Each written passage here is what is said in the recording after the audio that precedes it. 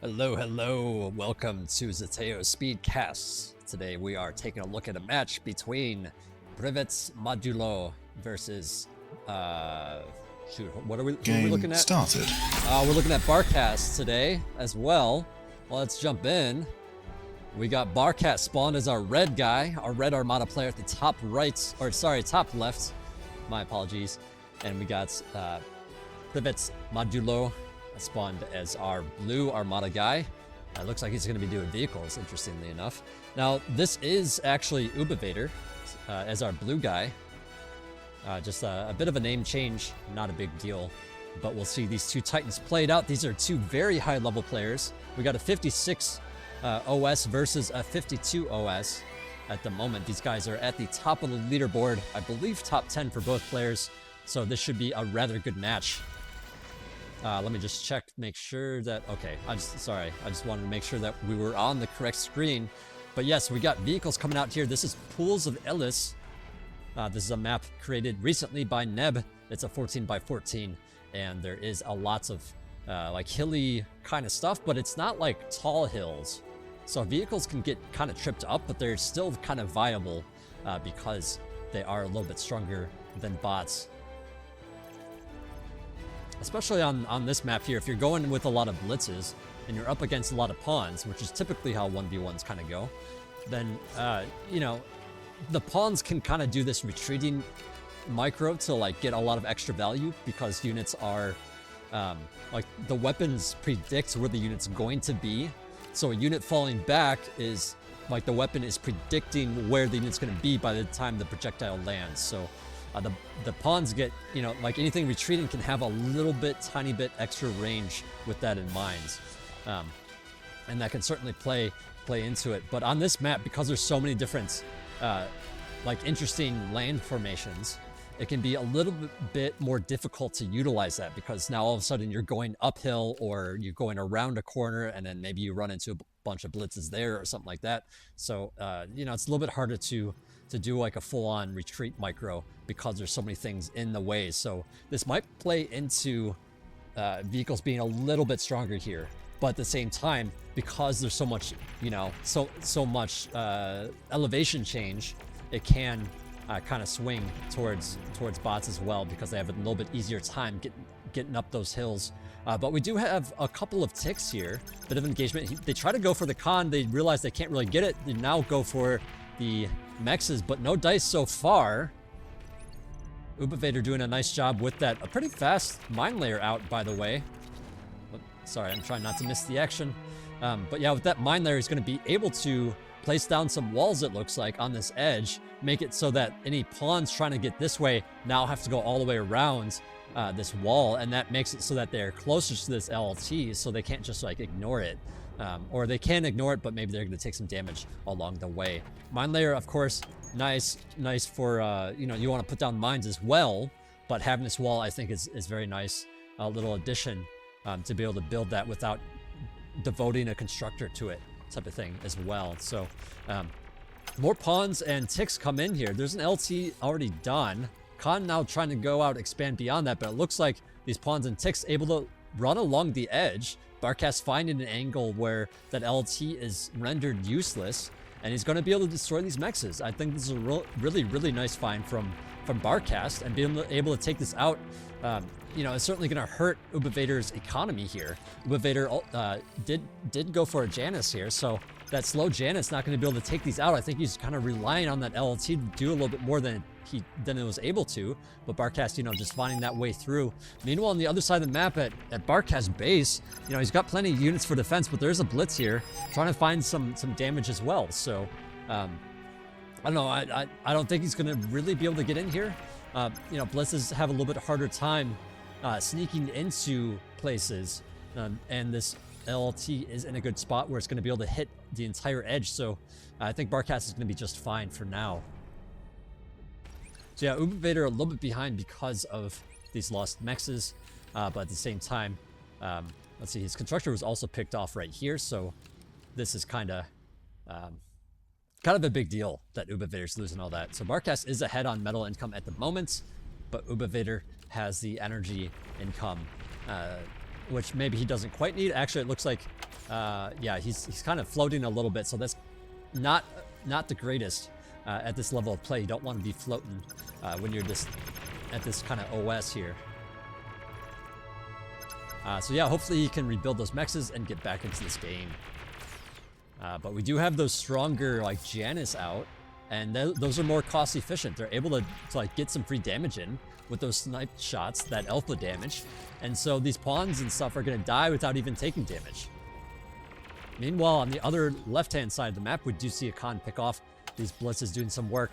Maybe they're going to go in here and maybe take out this position. He runs into a couple of pawns, decides to still go for it, takes out the LLT and these mexes, maybe feeling the pressure. Oh, he's actually going to get the Khan as well, maybe? Yes, he gets the Khan. There's lots of pawns and stuff here, so I believe these are going to be running down towards the bottom here and maybe threatening this Khan, trying to expand and claim that area. Meanwhile, there's a couple pawns at the top as well, threatening the Ubivator's Khan once again. So certainly putting down the hurt. Whoops, sorry, I went a little too far there. Certainly putting the hurt back on Ubivator as well. But Ubivator's expanding so quickly. He's got his comm out, expanding towards the middle here. Took these two mexes here, taking these two here. So I think he's actually in a good spot despite losing all those cons. Meanwhile, it looks like BarCast trying to build the Geo, loses a con that's working on it. Single blitz trying to do some damage here. Actually destroys those raiders, or I'm sorry, those scouts pretty easily. And the Geo gets finished. These LTs protecting this con and Geo in that location. We do see a couple of Banshees running across the map here, but there's some anti-air from this con. Looks like he's going to have to avoid that region and just move on and maybe snipe some mexes here. And I like this transition a lot, and it's kind of unsafe in a way. Kind of allows Ubivator to get away with those early Janus, but at the same time it's able to like threaten these positions, and it becomes really annoying for the player to get yet another con out here to retake those expansions. There's a bit of a pick off here as well, but yeah, Ubivator.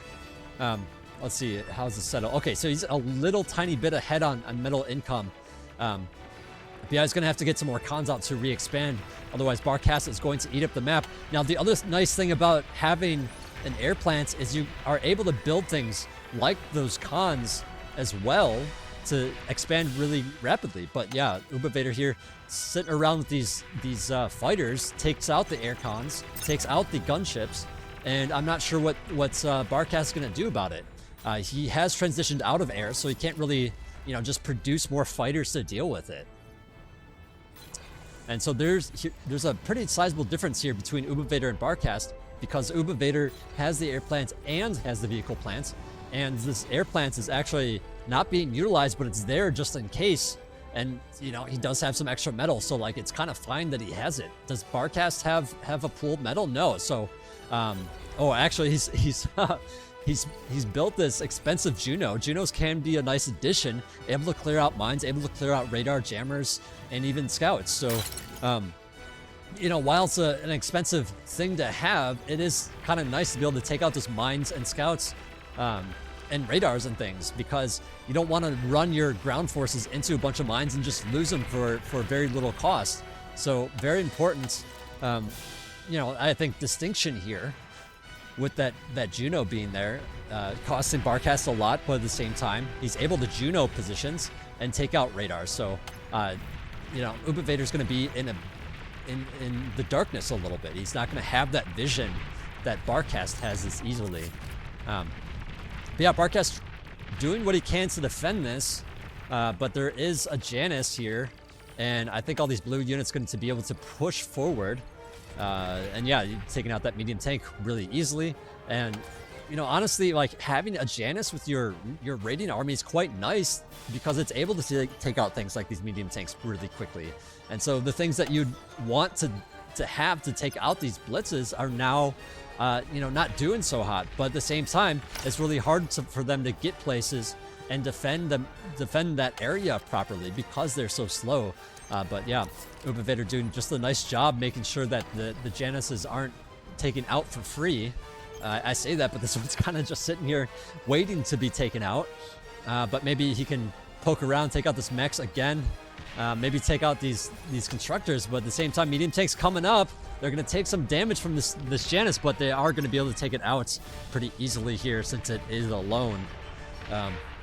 See how these players just kind of trading blows. We do have a big push here in the middle, and I think this is exactly what Ubivator should be doing since he has these slower units. He has all these Janus, and you know, they're make it really hard to defend a big frontal push, you know, because you're not you can like just go straight for your opponent because you have these stronger units.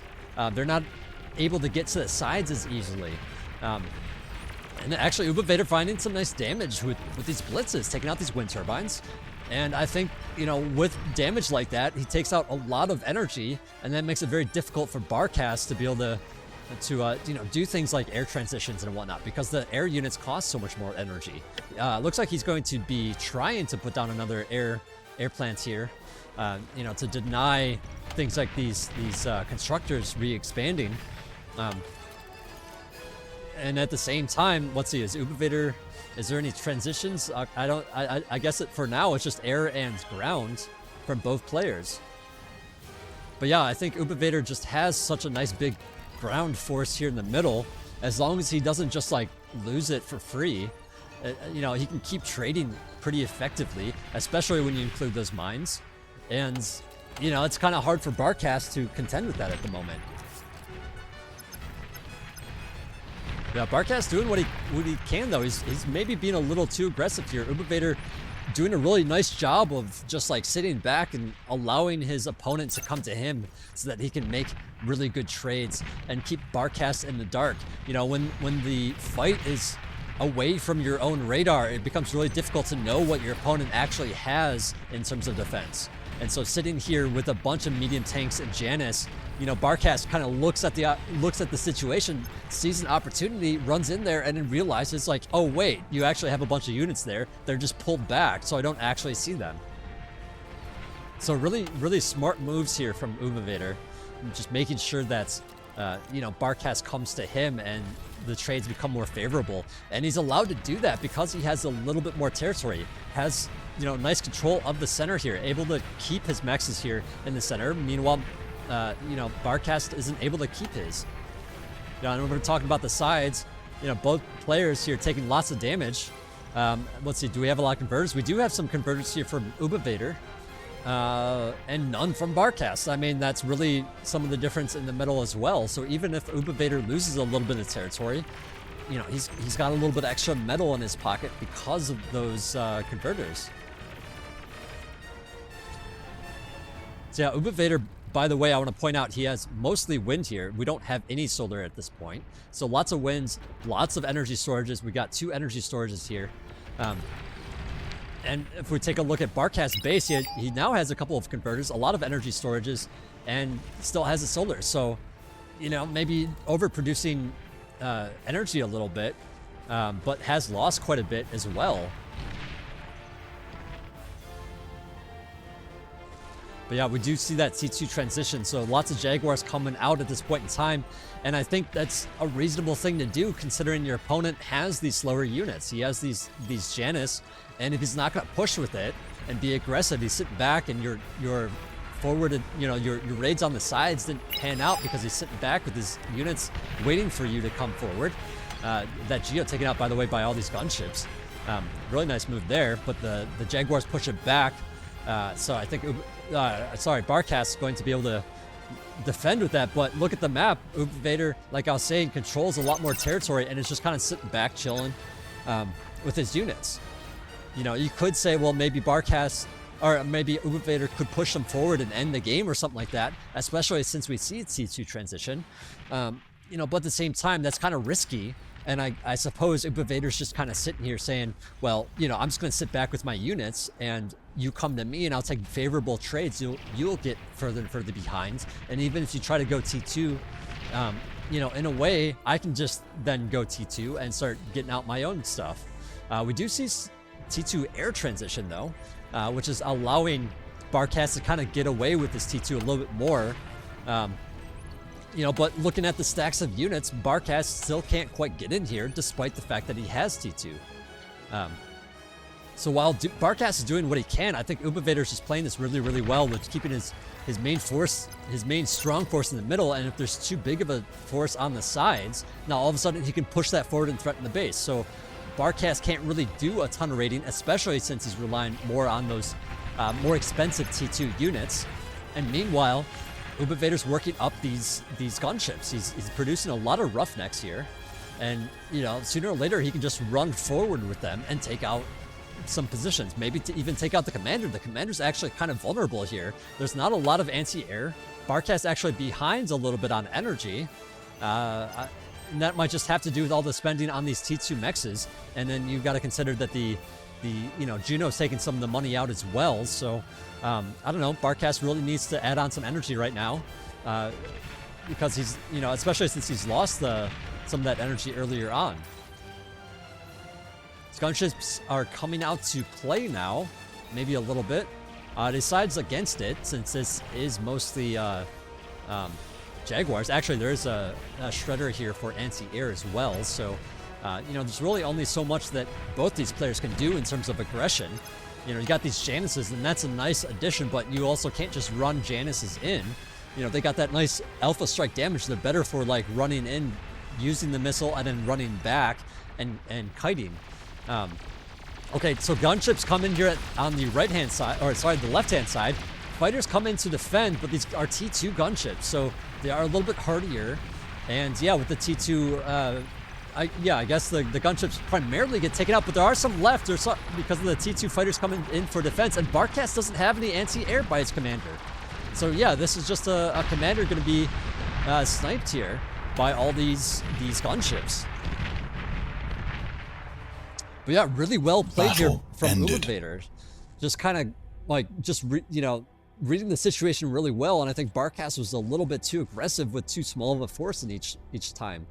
You know, Ubivator just having a nice bit of like Janices on all fronts and medium tanks. And when you got that combination, it becomes really difficult to attack that location with things like medium tanks. I do wonder if BarCast would have been better off to just stick with maybe a few more pawns or something. But then at the same time, you have that like closed off kind of, you know, parts of the map, because the map is a little bit more closed off in general. And it's really difficult to spread your pawns. And then all of a sudden the Janices can get really good value because your units aren't spread out. So I think Ubivator read the map really, really well.